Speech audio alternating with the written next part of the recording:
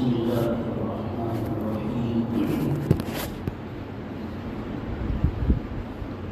الحمد لله وكفى وسلام على عباده الذين اصطفى أما بعد فأعوذ بالله من الشيطان الرجيم بسم الله الرحمن الرحيم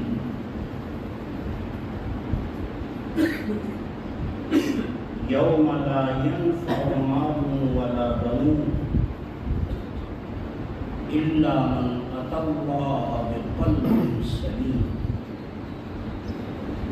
وقال تبارك وتعالى وذروا ظاهر الإثم وباطنه صدق الله العظيم. آدمی کے آغاز متاثر محترم بزرگ اور عزیز نوجوان،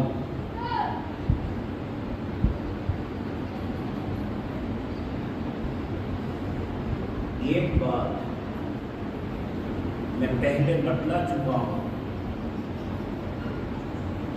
کہ اللہ نے جو دین ہمیں بخشا ہے اس دین کے 5 شعبے ہیں. یہ بات نہیں آپ کے لیے میں بتلا چکا ہوں کہ اللہ نے جو ہمیں دین بخشا ہے اس دین کے 5 شعبے ہیں. اگر 5 شعبوں پر ہم کما حق عمل کریں گے تو ہمارا دین کامل کہلائے،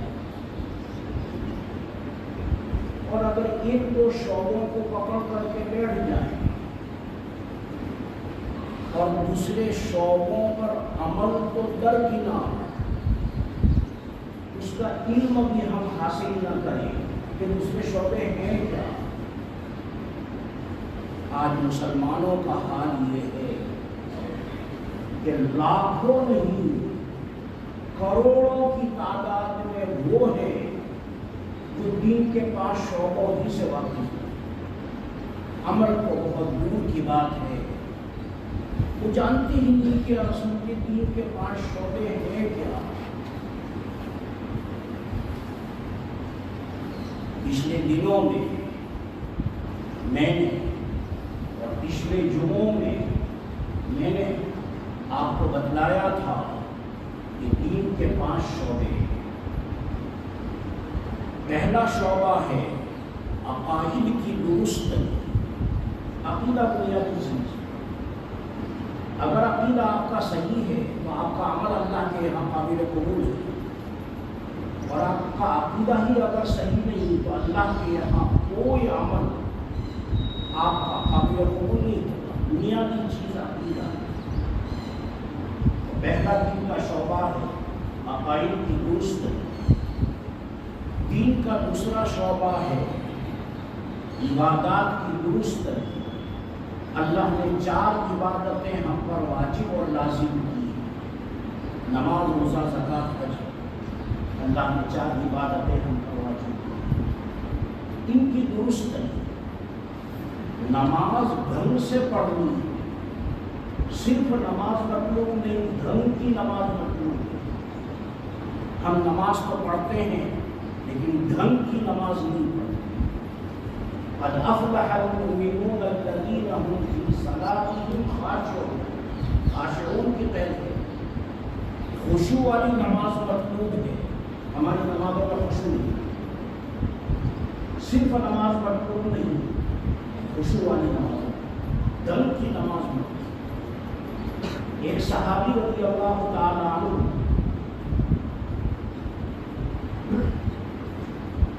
مسجد نبوی میں داخل ہوئے. ایک صحابی رضی اللہ تعالی عنہ مسجد نبوی میں داخل ہوئے. دیکھا کہ نبی پاک صلی اللہ علیہ وسلم کی مجلس لگی ہوئی ہے. صحابہ آپ صلی اللہ علیہ وسلم کے ارد گرد بیٹھے ہیں.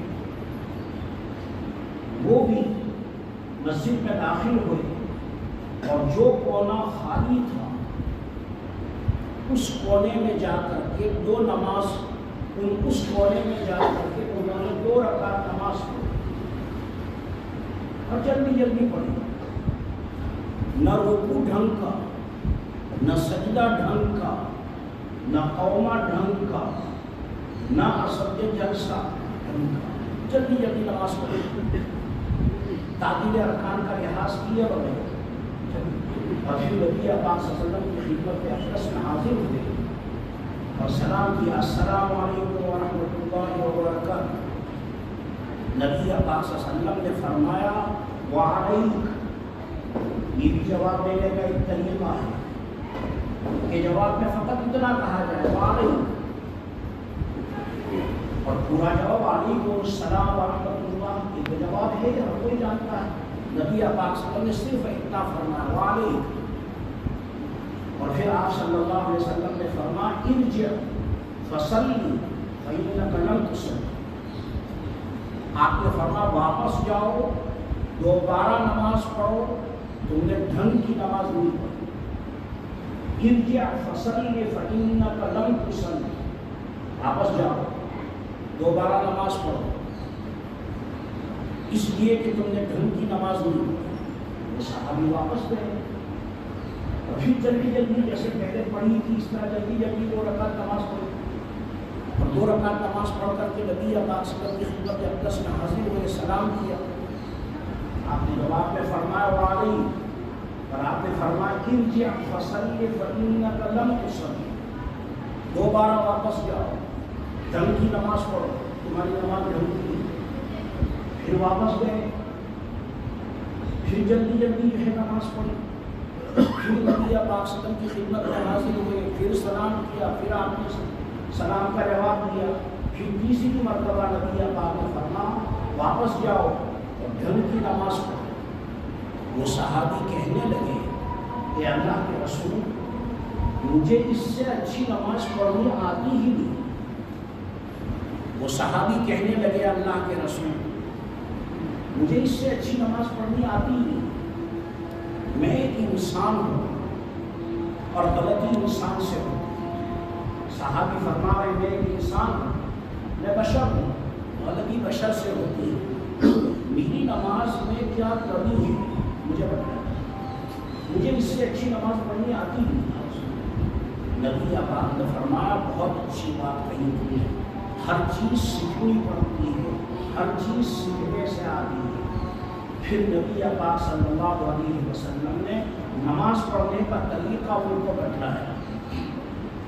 اور آپ صلی اللہ علیہ وسلم نے فرمایا اچھی طرح وضو کرو، اور اچھی طرح وضو کر کے پھر کھڑے ہو کر کے 2 رکعت کی نیت کرو، پھر اصل نماز شروع کرو.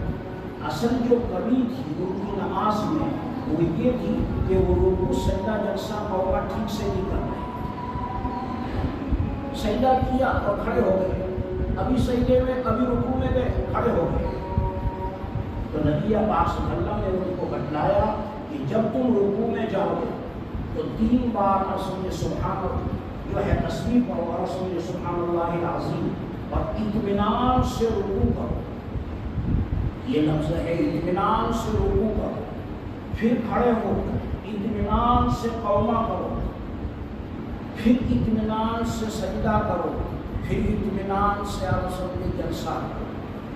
تو باہر حال میں یہ عرض کر رہا تھا کہ نبی اکرم صلی اللہ علیہ وسلم نے ان صحابی کو نماز پڑھنا سکھایا. اس طرح نماز پڑھو گے تو تمہاری نماز ڈھنگ کی کہتا ہے گی.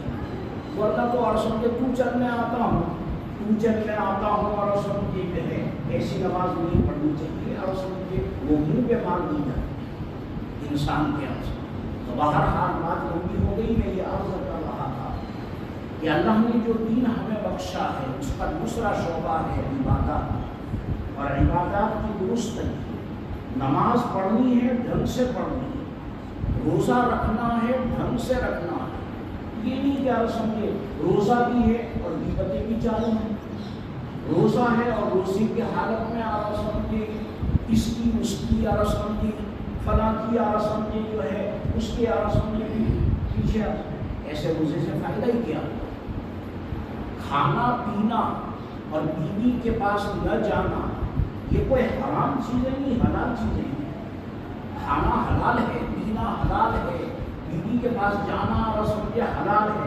اللہ کی رضا کی خاطر آدمی حلال چیزوں کو تو چھوڑ دیتا ہے اللہ کی رضا کی خاطر، اور غیبت کو نہ چھوڑے، چگلی کو نہ چھوڑے، اور رسم بدنظری کو نہ چھوڑے، تو وہ روزہ ہی کیا ہوگا؟ وہ ڈھنگ کا روزہ نہیں۔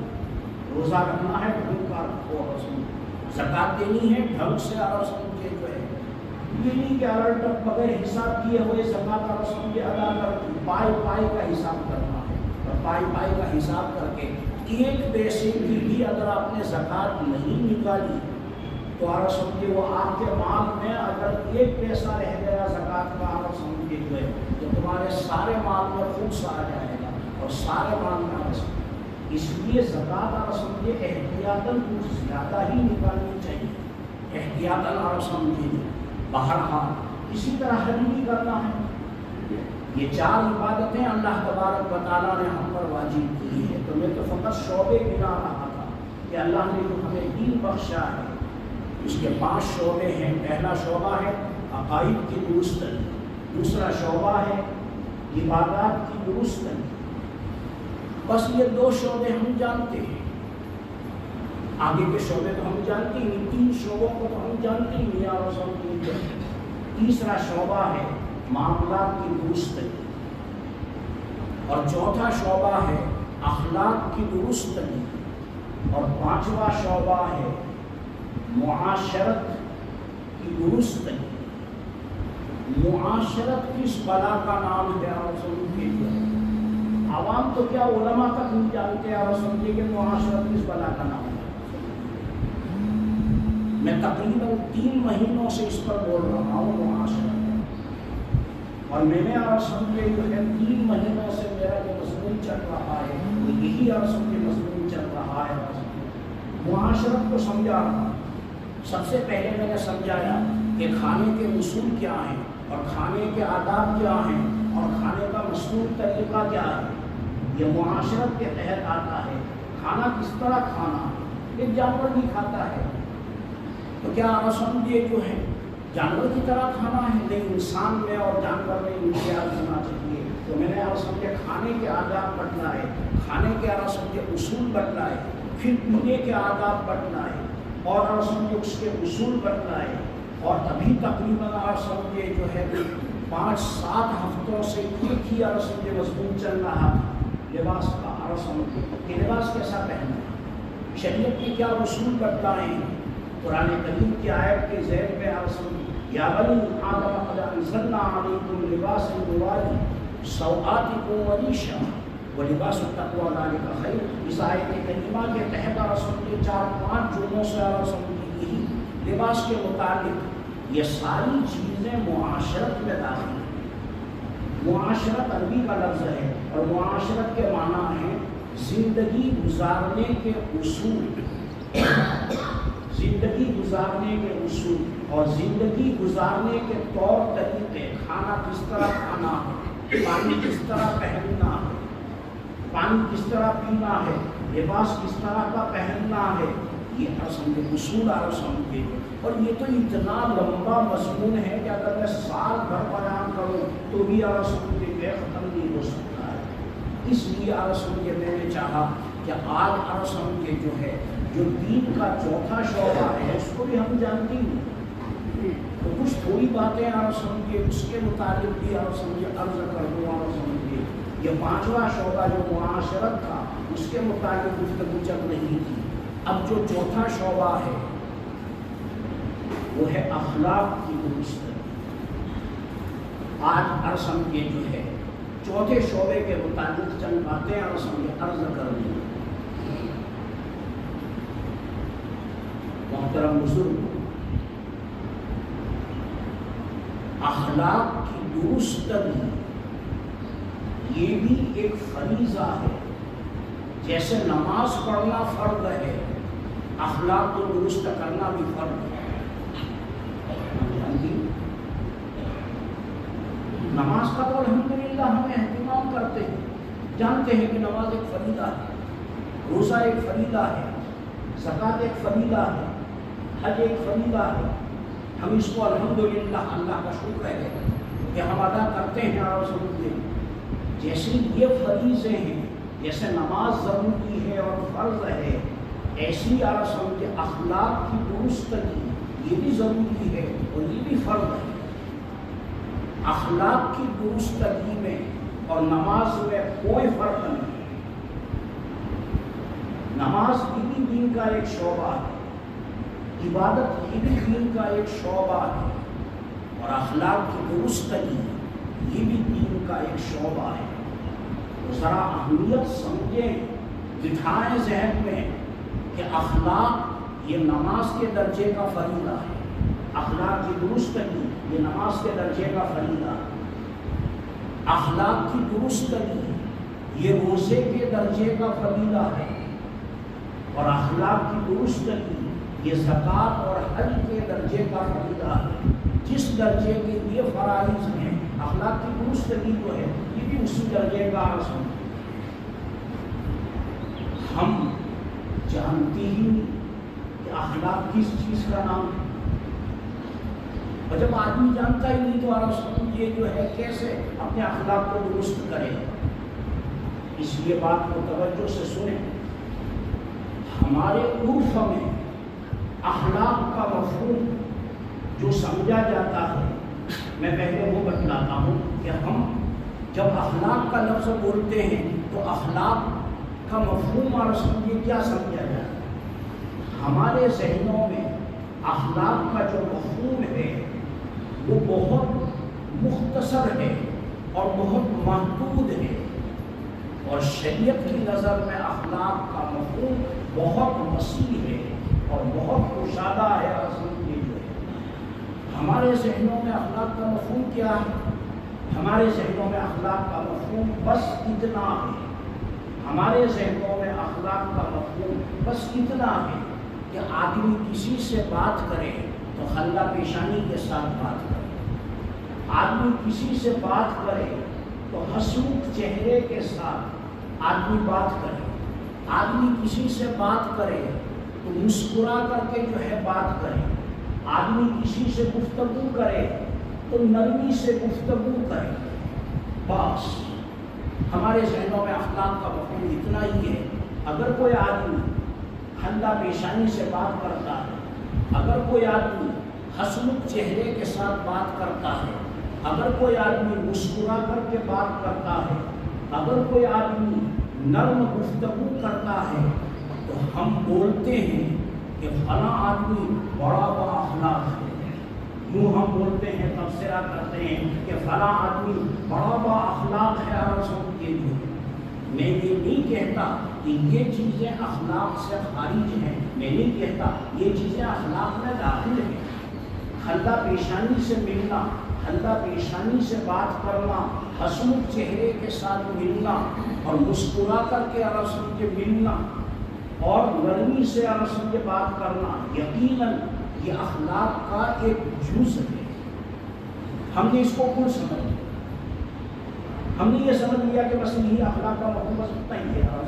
کہ آدمی کسی سے ملے تو اچھے ڈھنگ سے ملے، آدمی کسی سے ملے تو رسم کے جو ہے حسمکھ چہرے کے ساتھ، خندہ پیشانی کے ساتھ ملے، نرمی سے گفتگو کرے.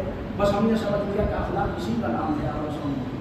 حالانکہ اخلاق کا مفہوم بہت وسیع ہے، اور شریعت ہم سے جس اخلاق کا مطالبہ کرتی ہے، شریعت ہم سے جس اخلاق کا مطالبہ کرتی ہے، اس کا مفہوم بہت وسیع ہے. محترم بزرگ، ذرا توجہ سے بات کو سنو اور سمجھنے کی کوشش کرو.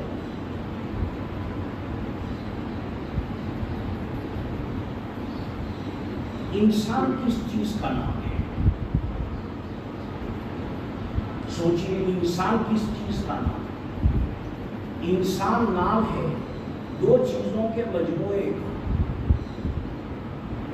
میں نے ایک سوال کیا، انسان کس چیز کا نام ہے؟ ذرا دو گھڑی سوچیں، انسان کس چیز کا نام ہے؟ انسان نام ہے دو چیزوں کے مجموعے کا. ایک ہمارا ظاہر ہے، یہ باڈی اور سمجھے، ایک ہمارا ظاہر ہے اور ایک ہمارا باطن ہے. اور وہ جو ہمارا باطن ہے اس کو ہم روح کہتے ہیں۔ تو انسان دو چیزوں کے مجموعے کا نام ہے، جسم اور روح۔ جسم یہ نظر آتا ہے، روح نظر نہیں آتی، لیکن ہر ایک جانتا ہے کہ میرے جسم میں روح ہے، میرے جسم میں روح ہے، ہمیں یقین ہے، اگرچہ نظر نہیں آتی لیکن ہمیں یقین ہے۔ خلاصہ بات کا یہ ہوا کہ انسان نام ہے دو چیزوں کے مجموعے کا، ایک جسم اور دوسری چیز ہے روح اور سمتی۔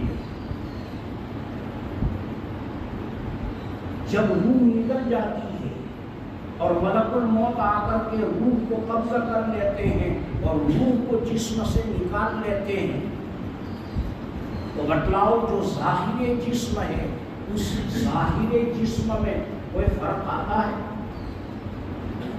ناک جوں کی توں ہوتی ہے، کان جوں کے توں ہوتے ہیں، آنکھ جوں کی توں ہوتی ہے، ہاتھ جوں کے توں ہوتے ہیں، پیر جوں کے توں ہوتے ہیں، لیکن روح نکل گئی تو اب کوئی اس کو انسان نہیں کہتا۔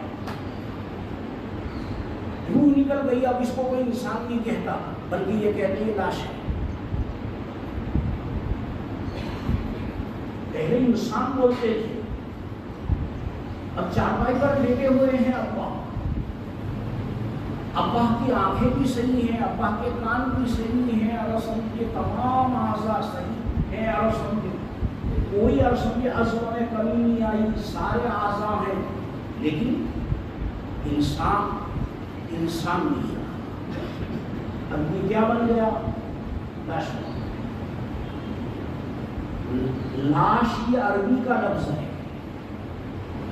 ہم اردو میں بولتے ہیں لیکن حقیقت میں یہ عربی کا لفظ ہے، اور یہ لاش مخفف ہے لاش شیء کا۔ لاش مخفف ہے، وہ کثرتی استعمال کی وجہ سے لاش ہو گیا، ورنہ اصل میں تھا لاش ہے۔ لاش عربی کا لفظ ہے اور لاش کے معنی ہے کچھ نہیں۔ بھئی یہ کیا ہے؟ لاش ہے، مٹی کا ڈھیر ہے، کچھ بھی نہیں، لاش ہے۔ تو لاش سمجھے جو ہے یہ لاشئی کا مخفف ہے، اور لاشئی سے ہے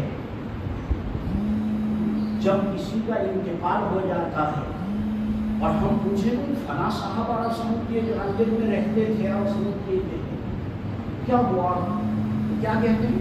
یہ تو کچھ نہیں کیا، کہتے ہیں نا اور سمجھے جو ہے یہ تو کچھ نہیں کیا، اور سمجھے جو گزر گئے، اور سمجھے یعنی اس عالم میں تھے، اس عالم سے اگلے عالم کی طرف اور سمجھے جو ہے چلے گئے، اور سمجھے جو ہے اردو میں کہتے ہیں انتقال کر گئے، گجراتی میں کہتے ہیں گزری گیا، اور سمجھے جو ہے معلوم ہوا کہ اصل جو انسان ہے وہ ہماری روح ہے، اصل انسان ہماری روح ہے، اور سمجھے جو ہے، اور یہ دو چیزوں کا مجموعہ ہے، جسم اور سمجھے جو ہے وہ روح کا اور سمجھے مجموعہ ہے۔ محترم بزرگ، اللہ تبارک و تعالیٰ نے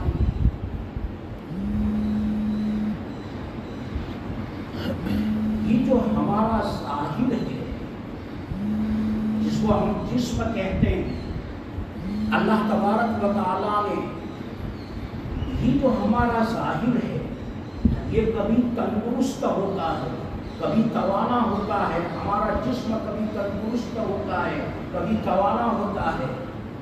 جیسے جسم کے اندر صفات ہوتی ہیں روح میں بھی صفات ہوتی ہیں، جیسے انسان کا جسم تندرست ہوتا ہے روح بھی کبھی تندرست ہوتی ہے، اور جیسے جسم کبھی بیمار ہوتا ہے روح بھی کبھی بیمار ہوتی ہے۔ دو چیزیں ہیں انسان اور سمجھے، تو جیسے ہمارا ظاہری جسم کبھی تندرست ہوتا ہے کبھی بیمار ہوتا ہے، اسی طرح روح بھی کبھی تندرست ہوتی ہے اور کبھی بیمار ہوتی ہے۔ کبھی اور سمجھے جو ہے طاقتور ہوتی ہے روح، جیسے جسم طاقتور ہوتا ہے اور سمجھے جو محترم بزرگ، اللہ تبارک و تعالیٰ نے ظاہر جسم سے متعلق بھی بہت سے احکامات دیے ہیں، اور اللہ تبارک و تعالیٰ نے باطن سے متعلق بھی اور سمجھے بہت سے احکامات دیے ہیں اور سمجھے۔ اور زیادہ وقت نہیں، بات میں ختم کرتا ہوں اور سمجھے مزید بات اگلے جمعہ کو اور سمجھے بٹنا ہوگا۔ گناہ دو طرح کے ہیں، ایک ظاہری گناہ، ایک باطنی گناہ۔ گناہ دو طرح کے ہیں، ایک ظاہری گناہ، ایک باطنی گناہ۔ ہمارا جو باطن ہے، ہمارا باطن بھی گناہ کرتا ہے۔ ہمارا باطن جو ہے، باطن جو دل ہے، سب دل سے بھی گناہ ہوتے ہیں، جیسے آنکھ سے گناہ ہوتے ہیں، جیسے کان سے گناہ ہوتے ہیں، جیسے زبان سے گناہ ہوتے ہیں، اسی طریقے سے ہمارا جو باطن ہے اور دل ہے اس سے بھی اصل میں گناہ ہوتے ہیں۔ دل کے گناہ کیا ہیں؟ دل کا تکبر ہو، دل کا یہ باطنی گناہ، دل میں تکبر ہو یہ باطنی گناہ ہے، دل میں حسد ہو یہ باطنی گناہ ہے، اور دل میں اور سمجھے بغض ہو، عداوت ہو اور سمجھے باطنی گناہ، دل میں حب مال ہو یہ باطنی گناہ ہے، دل میں حب جاہ ہو یہ باطنی گناہ ہے، اور سمجھے قرآن کریم کہتا ہے کہ وَذَرُوا ظَاهِرَ الْإِثْمِ وَبَاطِنَهُ، ظاہری گناہوں کو بھی چھوڑ دو اور اپنے باطن کو بھی اور سمجھے گناہوں سے پاک کرو، اور دل میں تکبر ہے تو تکبر کو چھوڑ دو اور حسد کو چھوڑ دو۔ محترم بزرگ کو اور سمجھتے ہیں، آج یہی تک بات رکھتا ہوں، مزید بات انشاءاللہ آپ سے